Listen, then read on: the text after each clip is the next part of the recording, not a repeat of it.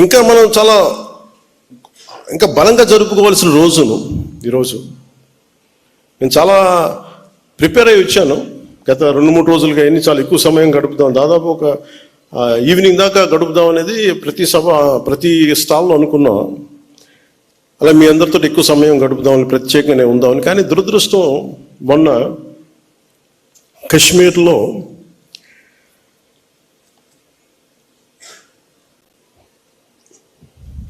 ప్రత్యేకించి టార్గెట్ చేసి మరి దాదాపు 30 మందిని చంపేయటం, చాలామంది క్షతగాత్రులు అవ్వటం, ఇది నా మనసుని చాలా కలిసి, సగటు భారతీయుడిగా, నథింగ్ టు డూ విత్ దీని పాలిటిక్స్ సంబంధం లేదు. అది ఒక ఉగ్రవాది తోటా పేలితే కన్నీళ్ళు భారతదేశం నలుమూల వస్తాయనడానికి మన రాష్ట్రం కూడా నిదర్శనం. ఎక్కడో వైజాగ్లో ఒక రిటైర్డ్ బ్యాంక్ ఎంప్లాయ్, ఆయన ప్రాణాలు కోల్పోయాడు. ఎక్కడో కావల్లో ఒక యువకుడు చనిపోయాడు. ఇది చాలా చాలా బాధ కలిగించింది మా అందరికీ, చాలామందితో పాటు నాకు బాధ కలిగించింది. అంటే గ్రామాలు should be a part of national integration. Panchayat should become a part of national integration. కశ్మీర్లో కావచ్చు, ఇంకో చోట కావచ్చు, ఎలాంటి జరిగినా గ్రామాల్లో ఉండేవాళ్ళు మాకెందుకు, మా సంబంధం లేదనుకుంటారు.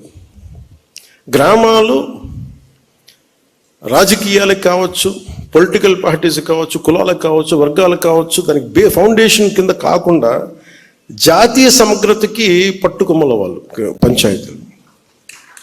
అంటే ఇది మీకు ఎక్కడ ఏమైనా, ఎందుకంటే ప్రతి గ్రామం నుంచి ఎక్కడో చోట వస్తారు. ఎక్కడో శ్రీకాకుళంలో అత్యధికంగా ఉన్న ఒక పంచాయతీ నుంచిలో అత్యధికంగా సోల్జర్స్ వెళ్తారు అక్కడి నుంచి, ఒక పంచాయతీ నుంచి ప్రత్యేకించి. సో పంచాయతీలని ఎలా బలోపేతం చేయాలని ఒక ఉద్దేశంలో మొన్న ఆ సంఘటన జరిగిన తర్వాత దాని గురించి చాలా ఆలోచిస్తూ ఉంటే నాకు ఒకటే అనిపించింది. ఒక రాజకీయ నాయకుడు, ఊరు లేదు, పేరు లేదు, ఉండదు, వాళ్ళ కుటుంబానికి తెలియచ్చు, కానీ ఆయన విగ్రహాలు పెట్టేస్తారు.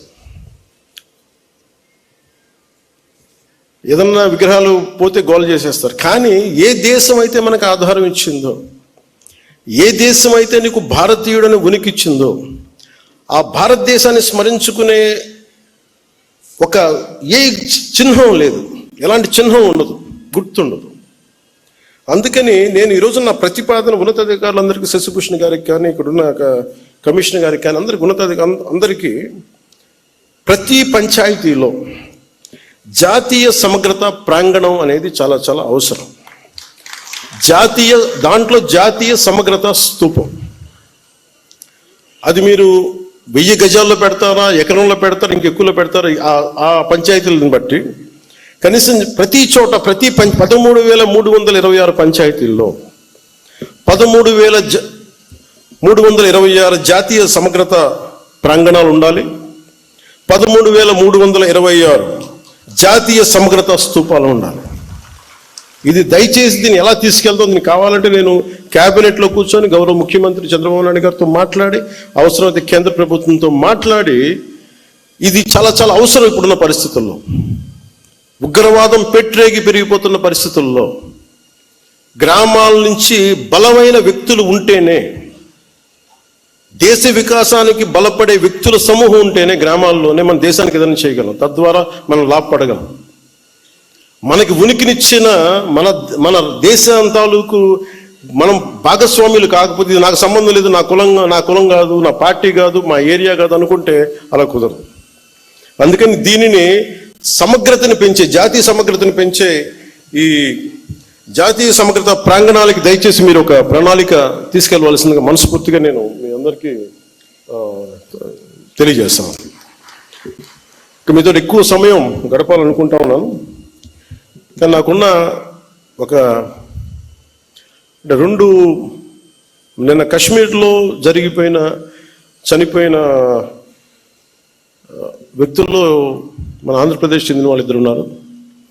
ఈ బాధ్యతలు నేను కూడా వెళ్ళి వారి క్రిమేషన్లో వారికి దహన కార్యక్రమాల్లో పాల్గొనాలని నిర్ణయించబడింది. అందువల్ల దానికి బయలుదేరుతున్నాను, లేదంటే కనీసం మీతోటి మీ అందరి కూర్చొని ఉండేవాడిని ఎక్కువసేపు.